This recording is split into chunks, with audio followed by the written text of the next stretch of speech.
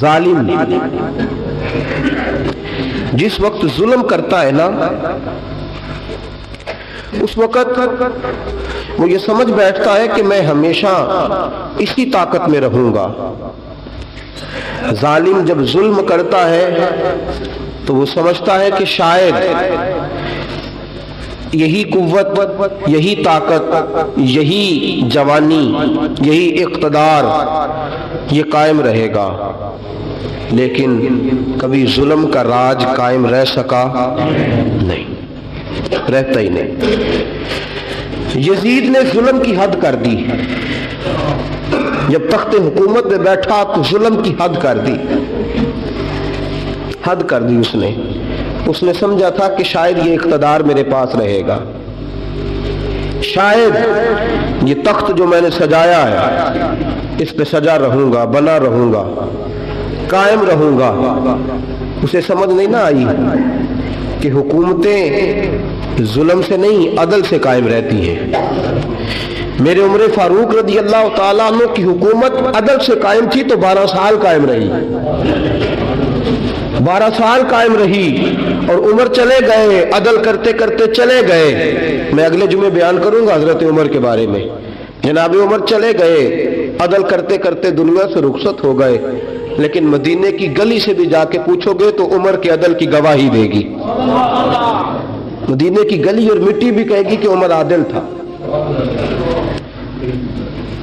یزید نے ظلم کیا نا، پورے 4.5 سال رہا، لیکن اس کا خیال تھا کہ میں جمع رہوں گا، بنا رہوں گا، رہ سکا نہیں، رہ سکا، کیونکہ اللہ غافل ہے، اللہ کو پتہ ہے۔ اور ایک اور بات بھی، ایک اور جملہ بھی کہنے لگا ہوں، اسے بھی یاد رکھیے گا، ظالموں کو مددگار بھی مل جاتے ہیں، ظالموں کو مددگار بھی مل جاتے ہیں، بلکہ ظالموں کے مددگار زیادہ ہوتے ہیں۔ بدی جلدی پھیلتی ہے، گناہ جلدی پھیلتا ہے، ظالموں کے مددگار زیادہ ہوتے ہیں۔ یزید کو مددگار ملے، ابن سعد ملا، ابن زیاد ملا، شمر ملا، خولی بن یزید ملا، بڑے اسے مددگار ملے جو کہتے تھے کہ بالکل کوئی خطرہ ہی نہیں، دنیا تو ترستی ہے تیری دید کو، اور سب خیر ہے، ہر جگہ امن ہی امن ہے۔ یزید جب ظلم کر رہا تھا تو سمجھتا تھا مجھے کوئی نہیں پوچھے گا، کوئی میرے قریب نہیں آئے گا، لیکن یارو اس تک دنیا کا کوئی بندہ تو نہیں پہنچ سکا، لیکن اللہ کا قہر تو پہنچ گیا نا،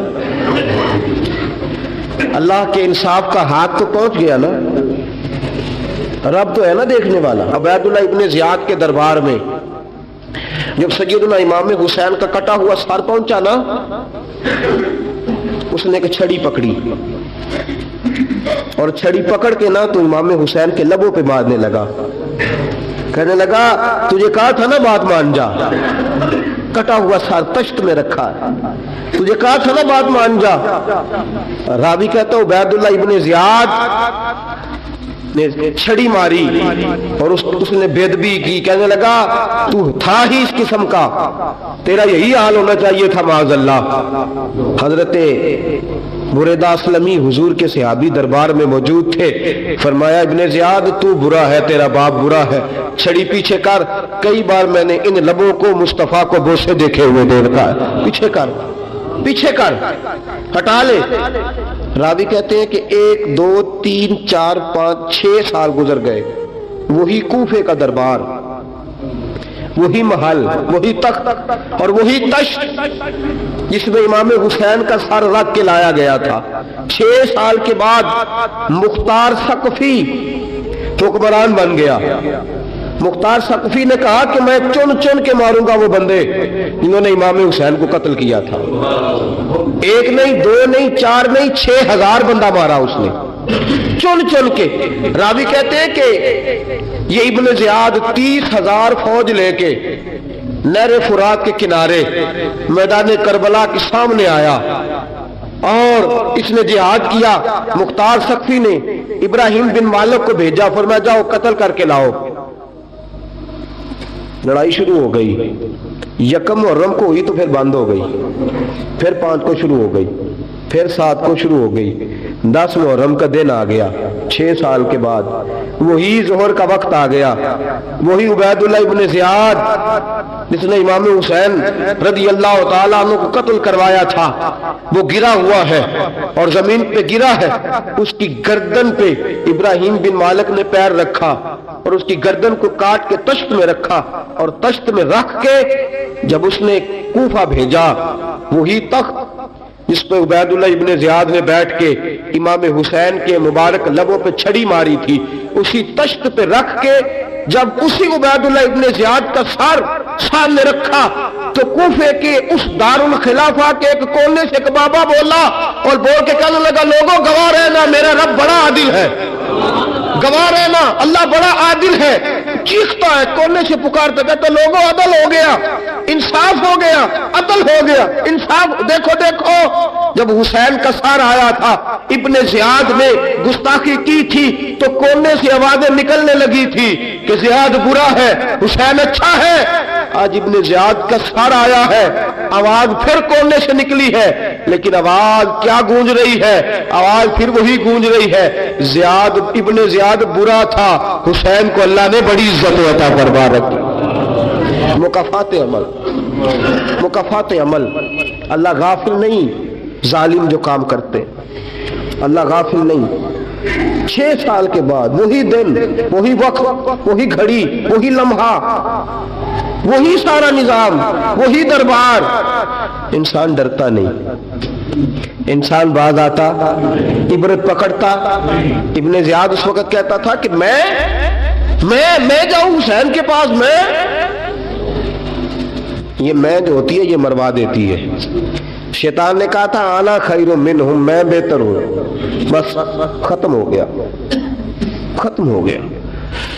ابن زیاد قتل ہوا، وہی تاریخ، وہی زمانہ، اللہ کریم نے اس کو ذلت کی موت دی، مرا، اور 30,000 فوج لے کے نکلا تھا، پھر بھی بچ سکا نہیں۔ یہ ابن زیاد کا حال ہوا۔ ابن سعد صحابی کا بیٹا تھا، نبی پاک علیہ السلام کے پیارے صحابی کا بیٹا تھا، جناب سعد بن ابی وقاص کی اولاد تھی، لیکن یاد رکھنا اگر ایک صحابی کا بیٹا یزید بن سکتا ہے تو دوسرے کا ابن سعد بھی بن سکتا ہے۔ اور صرف یوں ہی توجہ نہ کیا کرو، ابو جہل کا بیٹا بھی تو صحابی رسول بن گیا تھا نا، یخرج الحی من المیت و یخرج المیت من الحی، رب فرماتے میں زندوں سے مردے اور مردوں سے زندے نکال دیا کرتا ہوں۔ میں کبھی کبھی کعبے کے اندر بت بھی رکھوا دیتا ہوں، گھر میرا اور میرے ہی شریک اس گھر کے اندر راج کرتے رہتے، میری بے نیازی ہے، کچھ کا کچھ کر دیتا ہوں۔ ابن سعد مختار حکمران بنا تو مختار ثقفی نے ابن سعد کے بیٹے حفص کو بلایا، اور مزے کی بات یہ ہے کہ مختار جو بعد میں حکمران بنا نا، بڑی یاری تھی اس کی ابن سعد کے ساتھ۔ جتنے قاتلان امام حسین تھے وہ کوفہ چھوڑ کے بھاگ گئے، دوڑ گئے۔ اور ایک بات یاد رکھنا، ظالم بزدل ہوتا ہے، ظالم بزدل ہوتا ہے، اس کے اندر وہ اطمینان نہیں ہوتا، تو ڈر لگتا۔ بھاگ گئے سارے کوفہ چھوڑ کے، لیکن ابن سعد نے کہا مختار میرا یار ہے، مجھے کچھ نہیں کہے گا۔ اس کے گھر والوں نے سمجھایا کہ تو دوڑ جا، تیرا تو ظلم بھی بہت زیادہ ہے، دوڑ جا تو۔ اس نے کہا نہیں میرا یار ہے، مجھے کچھ نہیں کہے گا۔ اس نے کہا تو نبی پاک کے نواسوں کا نہیں بنا تو تیرا یار تیرا بنے گا، تو رسول پاک علیہ السلام کے خاندان کا نہیں بنا، ان کا تو نے احترام نہیں کیا، یاری کا۔ اس نے کہا نہیں مجھے کچھ نہیں کہنے والا، تم چھوڑو اس بات کو۔ حفص کو پیغام بھیجا، بیٹا آیا۔ مختار نے کہا تیرا باپ کدھر ہے؟ اس نے کہا جی ابا جی اب باہر نہیں نکلتے، بس گھر کے کونے میں بیٹھ کے اللہ اللہ کرتے ہیں۔ اس نے کہا اچھا کیا کرتے ہیں؟ کہا جی گوشہ نشین ہو گئے۔ اس نے کہا اب تیرا باپ گوشہ نشین ہوا ہے؟ اب گوشہ نشین ہوا ہے؟ بھیڑیے سے لومڑی نے کہا کہ جاؤ شکار کر لو، تو بھیڑیا کہنے لگا بوڑھا ہو گیا تھا نا، بھیڑیا کہنے لگا نہیں میں نیک ہو گیا ہوں، میں نے شکار کرنا چھوڑ دیا ہے۔ میں کسی جانور کو تنگ نہیں کرتا. تو لومڑی کہنے لگی نہیں بادشاہ سچی بات کر, اب تجھ سے دوڑا ہی نہیں جاتا, اب شکار پکڑا جاتا, اب تجھ سے دوڑا نہیں جاتا پکڑا, اب تیرے اندر آج بھی طاقت آئے تو کم کرے نہ, تو اب بھی چھوڑنے والا, اب تجھ سے دوڑا نہیں جاتا. ملا رومی فرماتے ہیں بوڑھا ہو کے تو بھیڑیا بھی نیک ہو جاتا ہے. کہا کہ جاؤ, تمہیں بلا رہا ہے. کہا نہیں جی میرے ابا جی نا آپ اندر رہ کے اللہ اللہ کرتے. اس نے کہا اسے اللہ اللہ یاد آئی ہے, اب اللہ اللہ یاد آئی ہے, کچھ گناہ ایسے ہیں جو رب معاف نہیں کرے گا. فرمایا وہ جتنی مرضی نمازیں پڑھے, جتنے مرضی روزے رکھے, جتنی مرضی نفل پڑھے, سارا کچھ کر لے, لیکن اللہ کبھی حسین کے گستاخ کو معاف نہیں کرے گا, کبھی نہیں معاف کرے گا. اس لیے کہ جو حسین کا بے ادب ہے وہ دراصل رسول پاک کا بے ادب ہے. اللہ اسے معاف کرے گا. اس ظالم نے اس نے ظلم کیا. ابھی 6 سال ہی تو گزرے تھے, 6 سال ہوئے صرف. ابن سعد بھیجا بیٹے کو, کہا جا اب اپنے باپ کو جا کے کیا تجھے مختار بلاتا ہے, بات سنے آ کے. ڈر گیا. میں نے کہا ظالم بزدل ہوتا ہے. کہنے لگا اس سے جا کے کہو میں نہیں آ سکتا, بیمار ہوں. اس نے کہا چلو وہ نہیں آ سکتا تو ہم تو جا سکتے ہیں نا, ہم تو جائیں گے نا. ابن سعد نے بھیجے 10-12 بندے, فرمایا جاؤ زندہ نہ لے کے آنا میرے پاس, میرے پاس زندہ نہ لے کے آنا. گئے, بیٹے کو حفص کو گرفتار کر کے کھڑا کر دیا, اور جناب یہ جو ابن سعد تھا اس کو بھیجا. کہا جب تم اس تک پہنچو نا تو جا کے گردن مارنا اس کی, اور مجھے اس کی وجود نہیں دیکھنا, صرف کٹا ہوا سر دیکھنا ہے. گئے, جا کے اس کو پکارا, کا مختار نے بھیجا ہے مارنے کے لیے. کہنے لگے مختار مجھے نہیں مار سکتا, میرا یار ہے. ابن سعد کہتا ہے مختار مجھے مار سکتا, میرا یار ہے. ان فوجیوں میں سے ایک فوجی کہنے لگا اگر تو محمد کے نواسے کو مار سکتا تو تجھے بھی تیرا یار مار سکتا ہے صلی اللہ علیہ. اگر تو رسول پاک صلی اللہ تعالی علیہ وسلم کے نواسے کو قتل کر سکتا ہے, تو نے نبی کا حیا نہیں کیا, وہ یاری کا حیا کیوں کرے؟ تو نے ظلم کیا ہے, اب دیکھ تیرا حال کیا ہوتا ہے. گرفتار کر لیا, منتیں کرتا رہا. تاریخ ابن سعد کو بتا رہی تھی کہ ابن سعد تو ہاتھ باندھتا ہے, پاؤں پکڑتا ہے, ذرا یاد کر میدان کربلا, میدان کربلا تجھے اپنی باری آئی ہے تو ہاتھ باندھتا ہے. میدان کربلا یاد کر, حسین نے بھائی کی بھی لاش اٹھائی تھی, حسین نے جوان بیٹے کی میت بھی اٹھائی تھی, 6 مہینے کا علی اصغر بھی اس کی گود میں دم توڑ گیا تھا. اس کی بیٹیاں پیچھے تھی, بہن پیچھے تھی, بھانجیاں پیچھے تھی, بھتیجیاں پیچھے تھی, لیکن حسین نے ایک بار بھی ہاتھ نہیں باندھے. یہ کون ہے اٹا ہوا, غبار سے پھٹا ہوا, ہزاروں کوفیوں کے درمیان وہ اکیلا ہی ڈٹا ہوا. یہ بال یقین حسین ہے, نبی کا نور عین ہے. فرمایا یہ وہ میدان کربلا بھی یاد کرنا. تو ظالم تھا نا, معافیاں مانگ رہا ہے. حسین رسول پاک کے نواسے تھے, ایک بار بھی معافی طلب. دیکھ منظر یاد کر, ابن سعد کا ایک ہی وار میں سر قلم کیا, ایک ہی وار میں. امام حسین پہ تو پہلے 82 زخم لگے تھے تلوار کے, 82 زخم تلوار کے, نیزوں کے, اور کئی نیزوں کی انیاں امام حسن کے وجود, امام حسین کے وجود میں ٹوٹ گئی تھی. امام حسین رضی اللہ تعالیٰ عنہ پہلے ڈٹے رہے, جمے رہے, بڑی دیر کے بعد گر, پہلے ہی وار میں گر گیا. ابن سعد کا کٹا ہوا سر پہنچا تو بیٹا کھڑا تھا. مختار سقفی نے کہا کہ تیرا باپ میں نے مار دیا ہے. کہنے لگا کوئی مزہ نہیں رہا زندگی میں. اس نے کہا چلو ٹھیک ہے تمہیں بھی مار دیتے ہیں. پھر مزہ نہیں رہا تو مار دیتے. کاٹ دیا سر اس کا بھی, دونوں سر کاٹے, تشت میں رکھے, اور مدینہ منورہ حضرت محمد بن حنفیہ رضی اللہ تعالیٰ عنہ جو امام حسین کے چھوٹے بھائی تھے, جناب علی کی دوسری زوجہ کے بیٹے تھے, جناب علی کے صاحبزادے ان کے پاس بھیجے, اور بھیج کے کہا کہ لو ابن سعد کا سر حسین کا بدلہ ہے اور اس کے بیٹے کا سر علی اکبر کا بدلہ ہے. جب محمد بن حنفیہ کے پاس پہنچے تو آپ نے فرمایا یہ کمینوں کے سر میرے بھائی کے سر کا بدلہ ہو ہی نہیں سکتے, یہ کہاں حسین کا بدلہ ہو سکتے ہیں. وہ حسین ابن علی, وہ حسین ابن علی, حسین ابن علی کی شان رفت کوئی کیا جانے, حسن جانے, علی جانے, نبی جانے, خدا جانے. وہ حسین ابن علی کہ باپ جنہ دا ہر میدان اندر لڑدا رہا سی کل ایمان بن کے، ماں جنہ دی سجدۃ النساء ہوئے تے نانا عرش تے جاوے مہمان بن کے۔ فرمایا یہ حسین کا بدلہ ہو سکتے ہیں؟ وہ خولی بن یزید، خولی بن یزید جس نے امام حسین کا سر کاٹا تھا، پتہ چلا نا، دیکھیں نا امام حسین کو کتنے موقع ملے تھے کربلا سے جانے کے، پہلے موقع پر ہی اور بن یزید نے کہا کہ امام آپ جانا چاہے تو میں رستے کھول دیتا ہوں، آپ تشریف لے جائیں۔ امام حسین نے فرمایا میں علی کا بیٹا ہوں، دوڑوں گا نہیں، میں دوڑوں گا نہیں، میں نہیں جانے والا۔ خولی بن یزید دوڑ گیا، کوفہ چھوڑ کے دوڑ گیا اور کسی دور دراز علاقے میں جا کے ڈیرا لگا لیا۔ پھر وہاں سے واپس آیا کہ کسی نے کہا امن ہو گیا، آجا، آ گیا دوبارہ کوفے۔ مختار کو پتا چلا کہ آ گیا ہے، پھنس گیا ہے، گھر پہنچ گیا ہے۔ اس کی بیوی جو تھی نا خولی بن یزید کی، بڑی محبت کرتی تھی نبی پاک کے خاندان کے ساتھ، حضور کے خاندان کے ساتھ بڑی محبت کرتی تھی، اور محبت والوں کا انداز پتہ کیا ہے؟ رنگے چمن پسند، نہ پھولوں کی بو پسند، ہم کو ہے وہ پسند جسے آئے تو پسند، یہ انداز ہے۔ انداز محبت یہ ہے کہ نبی پاک کا غلام نہ ہو، سگا چچا بھی ہو تو مانتے نہیں، غلام نہ بنے، سگا چچا بھی ہو تو مانتے نہیں، اور نبی پاک علیہ السلام کا غلام ہو، چاہے حبش کا رہنے والا بلال ہی کیوں نہ ہو، سردار مانتے ہیں۔ یہ انداز محبت ہے۔ وہ بیوی بڑی محبت کرنے والی تھی، اس نے پیغام بھیجا، اس نے کہا آ گیا ہے گھر، بندے بھیجے، کہا جاؤ خولی کو پکڑ کے لاؤ۔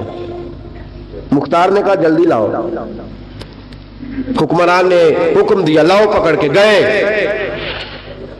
گھر کے اندر گئے تو چھپ گیا۔ چھپا کہاں؟ ٹوکرے کے نیچے۔ میں نے کہا ظالم بزدل ہوتے، ایک ٹوکرے کے نیچے چھپ گیا۔ بیوی سے کہنے لگا، ان سے کہنا میں گھر کوئی نہیں، ان سے کہو میں گھر نہیں۔ بیوی کہنے لگی چلو ٹھیک ہے۔ دروازے پہ گئی تو کہنے لگے ہم خولی بن یزید کو گرفتار کرنے آئے ہیں۔ منہ سے پکار کے کہنے لگی گھر کوئی نہیں، منہ سے، اور ہاتھ کے اشارے سے کہنے لگی وہ ٹوکرے کے نیچے چھپا ہوا ہے۔ منہ سے کہنے لگی کوئی نہیں گھر، تاکہ سن لے، اندر سن لے۔ منہ سے کہنے لگی کوئی نہیں، ہاتھ کے اشارے سے کہنے لگی چھپا ہوا ہے ٹوکرے کے نیچے۔ گئے، جا کے ٹوکرا ہٹایا، اپنے پاس بہت ساری دولتیں اور جائیدادیں وہ ساری دے دی۔ کہنے لگا یہ میرے پاس کتنا پیسہ ہے، یہ بہت سے کاغذات ہیں، یہ کتنے زیورات ہیں، لے لو، مجھے چھوڑ دو۔ انہوں نے کہا وہ حکومت کدھر ہے جس کے لیے تم نے حسین کا سر کاٹا تھا؟ کدھر ہے وہ تمہارے تخت، اور کدھر گئی وہ تمہاری سلطنتیں، اور کدھر گئی وہ تمہاری دولت اور اقتدار، اور کدھر ہے وہ تمہارا اسلحہ جس کی بنیاد پر تم نے رسول پاک کا خون میدان کربلا میں بہایا تھا، وہ ہمارے سامنے لے کے آ۔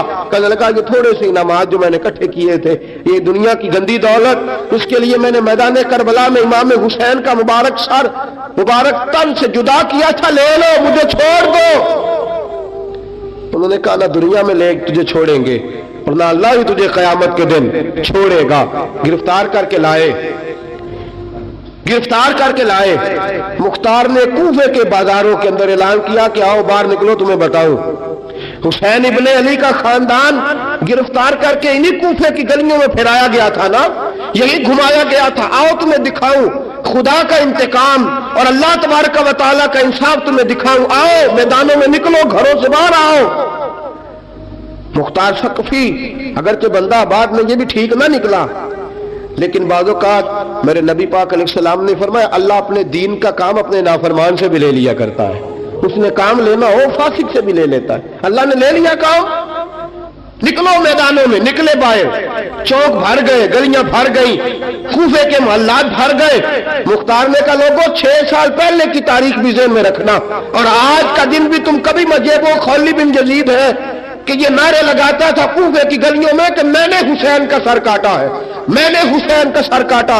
تمہارے سامنے کھڑے، پوچھو اس سے پوچھا بھی تو نے حسین کا سر کاٹا؟ کہنے لگا جی میں نے تو بالکل نہیں کاٹا تھا، میں تو انعام کے لیے نعرے لگاتا تھا، میں نے تو نہیں کاٹا۔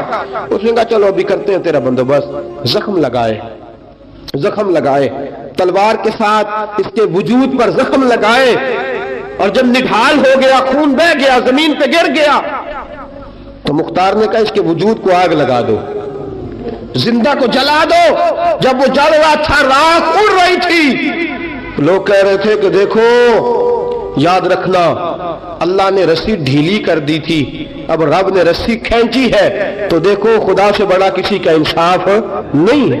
کس انداز میں امام حسین کے قاتل کو شمر ذیل جوشن، میں نے کہا تھا 10 محرم کے دن جب مختار کے لوگ اس کے پیچھے بھاگے تو مدینہ منورہ تک گیا، حضرت امام زین العابدین سے بھی ملا، انہوں نے پانی بھی پلایا، کہنے لگا امام صاحب لگتا ہے آپ نے مجھے پہچانا نہیں۔ فرمایا میرا سارا گھر اجاڑ دیا، میں تجھے بھول سکتا ہوں؟ کہا پھر پانی کیوں پلایا ہے؟